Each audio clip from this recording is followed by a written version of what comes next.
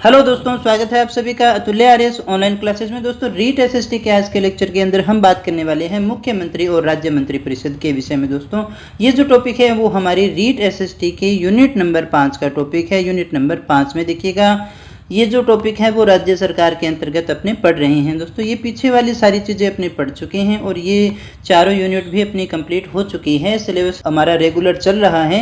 अगर आपने ये 4 जो यूनिट्स हैं ये नहीं देखी हैं तो आई बटन पर इनके प्लेलिस्ट का लिंक है, पहले वहाँ जा करके उनको देख लीजिएगा ताकि आपका सारा सिलेबस जो है वो कंटिन्यूस चल सके और पूरा हो सके। दोस्तों, तो चलिएगा शुरू करते हैं आज की क्लास को और देखते हैं अपने सबसे पहले मुख्यमंत्री को। मुख्यमंत्री का जो पद है वो किस प्रकार का पद है।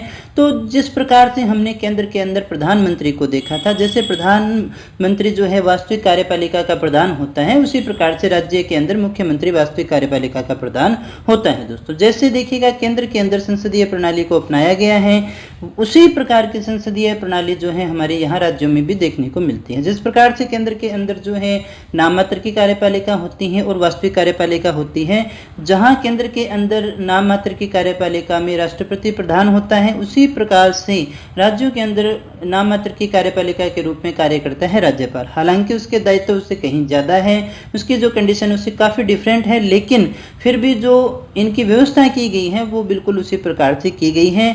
और जिस प्रकार से केंद्र के अंदर वास्तविक कार्यपालिका का प्रधान है जो प्रधानमंत्री होता है, उसी प्रकार से राज्य के अंदर जो वास्तविक कार्यपालिका है उसका प्रधान होता है मुख्यमंत्री। तो देखिएगा क्या कहा हमने, जिस प्रकार से केंद्र में प्रधानमंत्री वास्तविक कार्यपालिका का प्रधान होता है, उसी प्रकार से राज्य में मुख्यमंत्री जो है वास्तविक कार्यपालिका का प्रधान हुआ करता है। दोस्तों, अब देखिएगा इसकी जो व्यवस्था है वो कहाँ की गई है, तो इसमें हमारे लिए इंपॉर्टेंट है आर्टिकल 163।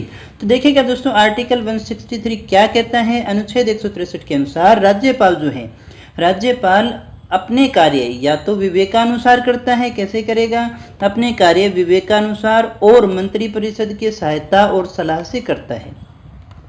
तो ऐसा हम कह सकते हैं कि 163 के अनुसार जो है राज्यपाल की सहायता और सलाह के लिए एक मंत्रिपरिषद की व्यवस्था की गई है, जिसका जो प्रधान होगा वो मुख्यमंत्री होगा। तो इस प्रकार से हम देखते हैं कि मुख्यमंत्री और मंत्रिपरिषद की जो व्यवस्था की गई है राज्यपाल की सहायता और सलाह के लिए, वो आर्टिकल 163 के अंतर्गत की गई है। आर्टिकल 163 हमारे लिए बहुत ज़्यादा इंपॉर्टेंट है। दोस्तों, अब देखिएगा मुख्यमंत्री क्या होता है। जहां मुख्यमंत्री राज्य में शासन का प्रमुख होता है, उसी प्रकार से राज्य का प्रमुख हुआ करता है राज्यपाल। दोनों की वस्तुस्थिति अलग अलग है। प्रश्न यहाँ से जो पूछे जा सकते हैं, सत्य और असत्य वाले प्रश्न जो है आने की संभावना थोड़ी ज्यादा रहती है। दोस्तों, इसके बाद में आर्टिकल 164 की अपने बात करते हैं, अनुच्छेद 164।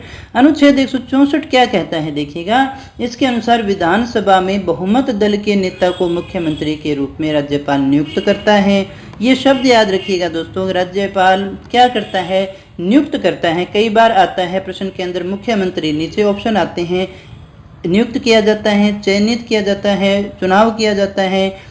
हमें ध्यान रखना है कि राज्यपाल जो है वो मुख्यमंत्री की नियुक्ति करता है, चयनित नहीं करता है। ये शब्द आपके लिए बहुत ज़्यादा इंपॉर्टेंट है। कई बार आसान प्रश्नों के अंदर ही हम उलझ जाया करते हैं। दोस्तों, तो किसको वो बनाएगा मुख्यमंत्री? वो बनेगा जो बहुमत दल का नेता होगा। यानी विधानसभा में जो चुनाव हुआ उसके अंदर जिसको 50% से ज़्यादा हो गए, यानी जिसको बहुमत दल मिला, वो जो है मुख्यमंत्री पद की शपथ लेता है। लेकिन कई बार किसी को बहुमत नहीं मिल पाया, ऐसी कंडीशन के अंदर जिस प्रकार से राष्ट्रपति को स्वविवेकाधिकार होते हैं परिस्थिति जन्य, उसी प्रकार के जो अधिकार है वो राज्यपाल के पास में भी हुआ करते हैं। वो अपने देख लेता है कि सबसे बड़ा दल कौन सा है, फिर उसको जो है मुख्यमंत्री बना दिया जाता है और उसे फिर अपना जो है वो विश्वास मत सदन के अंदर हासिल करना होता है। दोस्तों, तो इसी प्रकार से हम देख सकते हैं कि जिस प्रकार से प्रधानमंत्री की नियुक्ति होती है, उसी प्रकार से आर्टिकल 164 के अनुसार जो है बहुमत दल के नेता को मुख्यमंत्री के रूप में शपथ दिलवाई जाती है। दोस्तों, इसके बाद में देखिएगा राष्ट्रपति की अगर हम बात करें तो उसका मुख्यमंत्री से कोई लेना देना नहीं है। वो उसे मुख्यमंत्री को नियुक्त करने का अधिकार नहीं हुआ करता है। दोस्तों, यदि राज्यपाल किसी ऐसे व्यक्ति को मुख्यमंत्री नियुक्त कर दे, क्या कहा हमने कि यदि राज्यपाल किसी ऐसे व्यक्ति को मुख्यमंत्री नियुक्त कर देता है जो विधानसभा का सदस्य नहीं है। गौर करिएगा दोस्तों कि हमने क्या कहा, हमने कहा बहुमत दल का जो नेता है यानी विधानसभा का जो सदस्य है उसे मुख्यमंत्री नियुक्त किया जाता है। अगर राज्यपाल किसी ऐसे व्यक्ति को मुख्यमंत्री नियुक्त कर देता है जो फिलहाल विधानसभा का सदस्य नहीं है, तो उसे नियुक्त तो किया जा सकता है, लेकिन उसे नियुक्ति की तिथि से 6 माह के भीतर भीतर विधानसभा की सदस्यता ग्रहण करनी होती है। दोस्तों यहाँ हम ये समझ चुके हैं कि विधानसभा का जो सदस्य है वही मुख्यमंत्री बन सकता है। अगर नहीं है तो बनाया तो एक बार उसको जा सकता है, लेकिन उसको 6 माह के भीतर जो है विधानसभा की सदस्यता ग्रहण करनी हुआ करती है। इसके बाद देखिएगा हम बात करते हैं मुख्यमंत्री की योग्यता की। तो मुख्यमंत्री के पद के लिए अलग से किसी योग्यता का जो उल्लेख है वो संविधान में नहीं किया गया है दोस्तों कि मुख्यमंत्री की योग्यताएं कौन सी होगी, क्योंकि मुख्यमंत्री तो देखिएगा सदन का सदस्य ही हुआ करता है दोस्तों, विधानसभा का सदस्य ही हुआ करता है। लेकिन जो है मुख्यमंत्री की अलग से मुख्यमंत्री पद की कोई योग्यताएं नहीं होंगी दोस्तों। इसलिए हम ऐसा कहेंगे कि मुख्यमंत्री की योग्यताएं वही होगी जो एक विधानसभा के सदस्य यानी विधायक की होती है। विधायक दल का जो नेता होता है, विधायक ही मुख्यमंत्री बनता है। तो जो मुख्यमंत्री होगा वो एक विधायक ही होता है। जब विधायक बन गया तो वो पावर उसके पास में आ गई, वो योग्यताएं उसने पूरी कर ली है जो मुख्यमंत्री बन सकता है। बस वो उस पूरे विधानसभा का जो क्या होना चाहिए, मुखिया होना चाहिए, जिसको बहुमत दल का नेता घोषित किया जा सके और जो है वो उन सभी विधायकों को स्वीकार हो, तो ऐसे व्यक्ति को जो है मुख्यमंत्री बना दिया जाता है जो बहुमत दल से चुना जाएगा दोस्तों। इसके बाद में हम बात करते हैं शपथ और त्याग पत्र की। तो राज्य का जो मुख्यमंत्री है उसको शपथ दिलवाने का कार्य करेगा राज्यपाल, और मुख्यमंत्री अपना त्याग पत्र किसको देगा, तो जिसने शपथ दिलवाई है उसी को वो अपना त्याग पत्र भी सौंपता है दोस्तों। तो मुख्यमंत्री को शपथ राज्यपाल दिलाता है और मुख्यमंत्री अपना त्याग पत्र जो है वो राज्यपाल को सौंपता है दोस्तों। कार्यकाल की हम बात करें तो वास्तव में तो देखिएगा जो इसका कार्यकाल है कोई भी निश्चित नहीं हुआ करता, लेकिन सामान्यतः अगर आपसे पूछा जाए, सामान्यतः इसका कार्यकाल जो है वो 5 वर्ष का हुआ करता है दोस्तों। लेकिन क्या वो एक बार जो है मुख्यमंत्री बनने के बाद में 5 वर्ष तक ही रहेगा, उसे बीच में हटा नहीं सकते, ऐसा नहीं है। वह तब तक पद पर ही रहेगा जब तक कि उसको विधानसभा में बहुमत प्राप्त है। यदि उसके विधायक टूट जाते हैं, विधायकों की संख्या कम हो जाते हैं, कुछ पार्टी छोड़ देते हैं और फिलहाल की कंडीशन के अंदर विधानसभा में उसको बहुमत प्राप्त नहीं है, तो मुख्यमंत्री का जो पद है वो समाप्त हो जाएगा। तो ऐसी स्थिति के अंदर हम कह सकते हैं कि मुख्यमंत्री का जो कार्यकाल है वो कैसा होता है, अनिश्चित होता है। बाकी जिस प्रकार से प्रश्न पूछे दोस्तों उसी प्रकार से आपको आंसर करना होगा। इसके बाद में हम बात करें पद से हटाने की प्रक्रिया। क्या मुख्यमंत्री को पद से हटाया जा सकता है? बिल्कुल हटाया जा सकता है। राज्य का मुख्यमंत्री जो है उसको पद से हटाने के लिए विधानसभा के सदस्य ही कार्यवाही कर सकते हैं।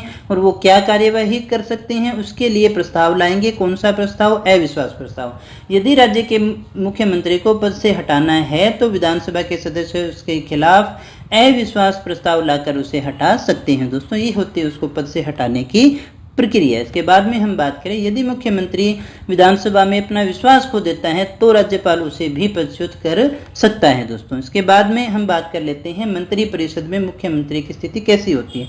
हमने देखा कि मुख्यमंत्री का जो है चुनाव किस प्रकार से होगा, उसकी नियुक्ति किस प्रकार से होगी, किस प्रकार से मुख्यमंत्री बनता है, शपथ, वो सारी चीजें हमने देख ली।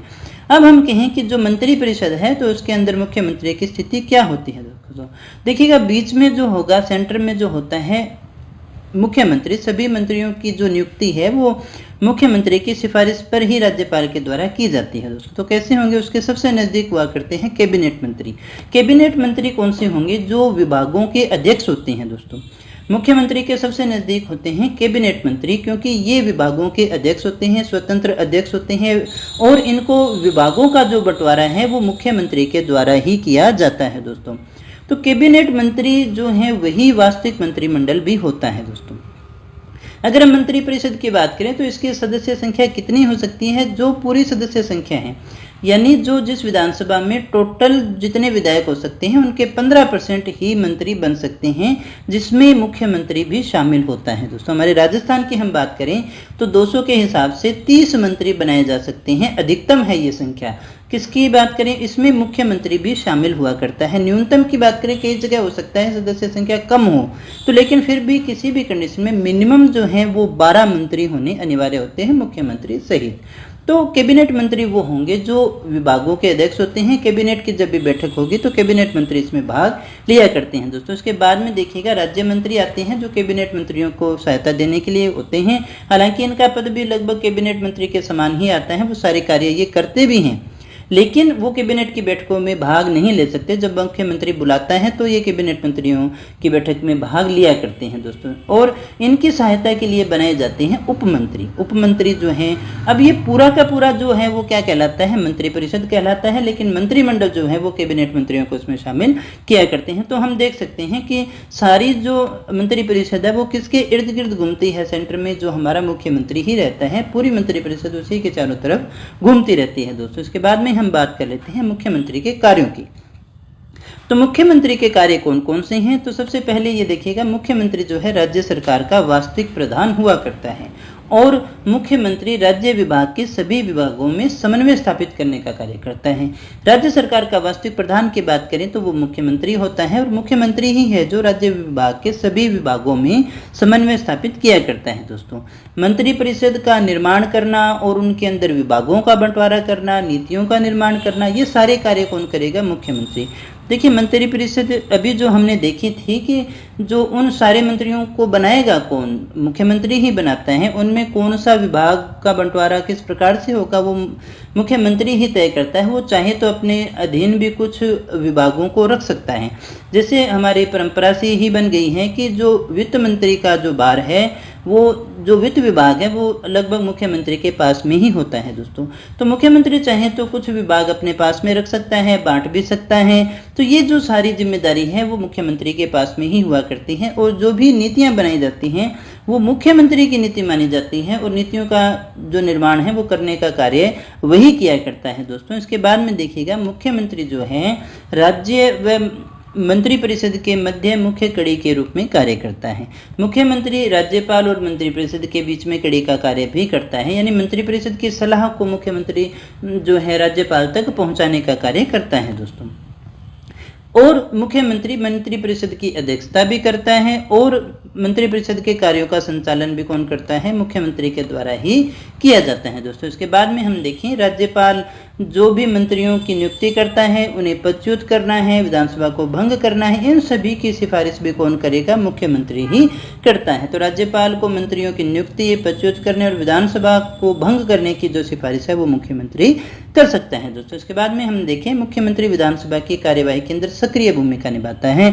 जब विधानसभा की कार्यवाही चल रही है तो सबसे मेन रोल जो हुआ करता है वो मुख्यमंत्री का ही होता है दोस्तों।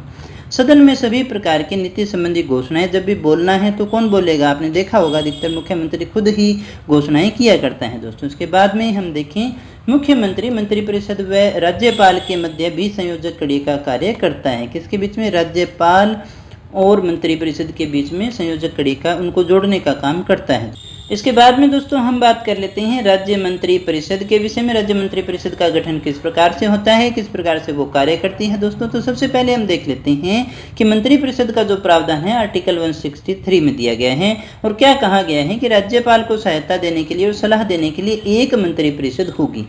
राज्यपाल को सहायता देने के लिए और सलाह देने के लिए एक मंत्रिपरिषद होगी और इस मंत्रिपरिषद का जो गठन है वो राज्यपाल करेगा। किसकी सलाह से करेगा, मुख्यमंत्री की सलाह से करेगा। अब हम थोड़ा सा ये सोचें कि व्यवहारिक रूप से मुख्यमंत्री क्यों करें, कि मुख्यमंत्री की सलाह सामान्यतः हम ऐसा भी तो जानते हैं ना कि राज्यपाल जो होता है वो उस राज्य का नहीं होता है, उसको वहाँ के जो जिस राज्य का उसे राज्यपाल बनाया जा रहा है वो वहाँ का मूल निवासी नहीं हो सकता। वो नहीं जानता कि कौन सा मंत्री ज़्यादा बढ़िया है, कौन सा ज़्यादा योग्यता रखता है। तो मुख्यमंत्री ही अपने दल का नेता होता है, उसी को उन्हें संभालना होता है, इसलिए उसी की सलाह से ये सारा कार्य किया जाता है दोस्तों। अब हम बात करें कि मंत्रिपरिषद के सदस्यों और मुख्यमंत्री की योग्यता क्या होगी, तो उसकी वही योग्यता होगी जो विधानमंडल के सदस्य होने की योग्यता होती है। यानी उसके लिए अनिवार्य है कि वो विधानमंडल का क्या होना चाहिए, सदस्य होना चाहिए। आर्टिकल 164 के अनुसार मुख्यमंत्री और सभी अन्य मंत्रियों को विधानमंडल का सदस्य होना अनिवार्य है। अगर नहीं है और उसे मुख्यमंत्री या मंत्री बना दिया गया है तो उसे 6 माह के अंदर अंदर जो है विधानमंडल की सदस्यता लेनी होगी और अगर वो सदस्यता नहीं ले पाता है तो उसे क्या करना होगा, तो उसे त्याग पत्र देना होगा दोस्तों। तो हम ये देख चुके हैं मंत्रिपरिषद के सदस्यों और मुख्यमंत्रियों की एक ही योग्यता होगी कि उसे विधानमंडल का सदस्य होना चाहिए। अगर उसको बना दिया गया तो उसे 6 माह के भीतर जो है सदस्यता लेनी होगी दोस्तों। इसके बाद में हम बात करें 91 में संविधान संशोधन 2003 की, तो इसके अनुसार जो है निम्न सदन यानी विधानसभा के 15% से अधिक नहीं होगी। कोई भी राज्य मंत्री परिषद है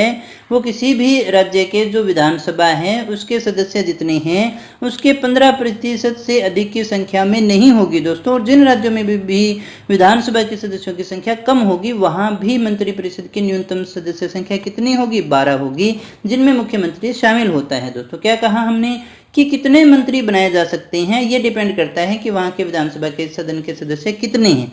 जितने होंगे कुल के 15% से अधिक जो है वो मंत्री बनाए नहीं जा सकते हैं, जिनमें मुख्यमंत्री भी शामिल हुआ करता है। तो जैसे हमारे राजस्थान की बात करें तो मंत्री परिषद की अधिकतम संख्या 30 हो सकती है, क्योंकि टोटल 200 हैं और इनमें मुख्यमंत्री भी शामिल होगा। लेकिन ये भी ध्यान रखें कि न्यूनतम कितनी हो सकती है? 12 हो सकती हैं अगर कहीं पर सदस्यों की संख्या कम है तो।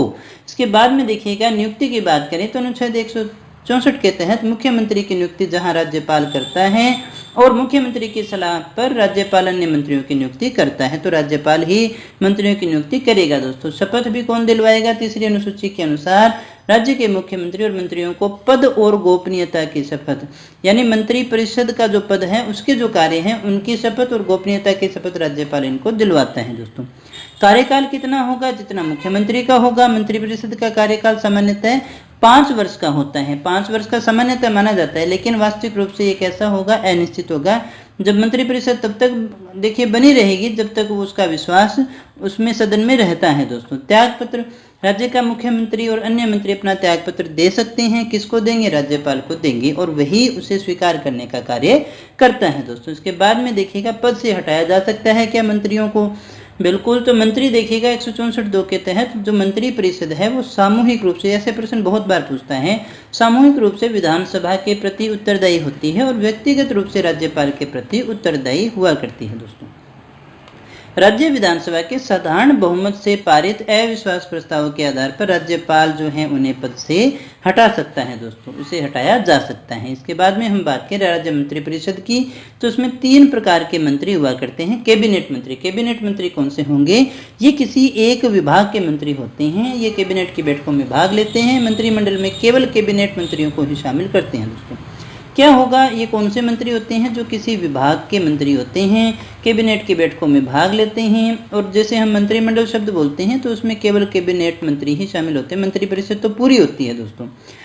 अब राज्य मंत्रियों की बात करें तो कैबिनेट मंत्रियों की सहायता के लिए ही राज्य मंत्री बनाए जाते हैं, ये कैबिनेट की बैठकों में भाग नहीं लेते दोस्तों। तो क्या कहा? कैबिनेट मंत्रियों की जो बैठक होगी उसमें राज्य मंत्री नहीं आ सकते, लेकिन अगर मुख्यमंत्री आमंत्रित करे तो वो भाग ले सकते हैं दोस्तों, अपने आप से नहीं आ सकते हैं। ये 2 प्रकार के हुआ करते हैं। तो स्वतंत्र प्रभार वाले ये कैबिनेट मंत्रियों की तरह ही काम किया करते हैं, और दूसरे जो होते हैं राज्य मंत्री होते हैं ये उच्च स्तर के मंत्रियों को सहायता और सलाह देने का कार्य करते हैं दोस्तों। इसके बाद में देखिएगा उप मंत्री भी होते हैं, इन्हें कोई विशेष अधिकार तो नहीं होता, लेकिन ये अपने उच्चस्थ मंत्रियों की सहायता किया करते हैं। हम ऐसा भी कह सकते हैं कि जितने अनुभवी होंगे उनको उच्च पद प्राप्त होता है दोस्तों।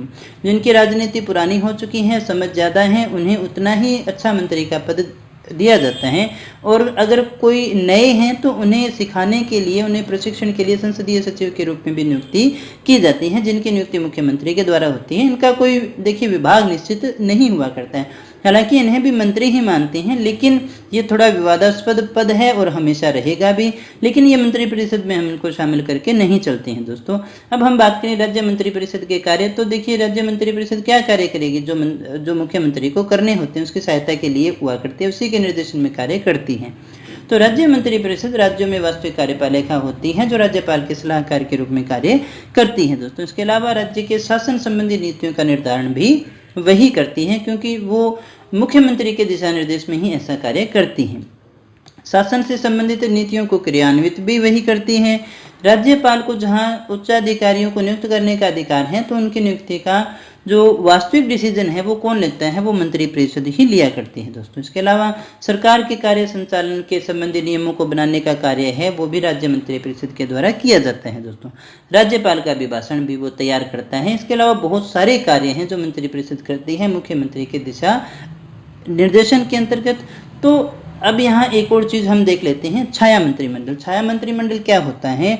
विपक्षी दल द्वारा सरकार के कार्यों पर निगरानी रखने के लिए अपने दल में एक छाया मंत्रिमंडल का गठन किया जाता है। कौन करेगा ये याद रखिएगा, विपक्षी दल है वो अपने यहाँ पर जो है एक छाया मंत्रिमंडल का निर्माण करता है कि वो सरकार के कार्यों पर निगरानी रख सके दोस्तों। और ऐसा पहली बार जो है 13वीं विधानसभा में वसुंधरा राजे के समय हुआ था, उन्होंने छाया मंत्रिमंडल का गठन किया था दोस्तों। तो ये थी मुख्यमंत्री और मंत्रिपरिषद की मुख्य बातें। नेक्स्ट क्लास के अंदर हम बात करेंगे राज्य सरकार के अंतर्गत ही राज्य के विधानमंडल के बारे में, विधान परिषद के बारे में सारी बातों को देखेंगे हम। और दोस्तों हमेशा की तरह इस क्लास की पीडीएफ भी आपको मिल जाएगी हमारे टेलीग्राम चैनल या हमारी ऑफिशियल वेबसाइट atulyarys.in पर। दोस्तों अगर आपको क्लास अच्छी लगी हो तो इसे लाइक कर देना, दोस्तों से शेयर कर देना, और चैनल पे पहली बार आए तो सब्सक्राइब कर लेना।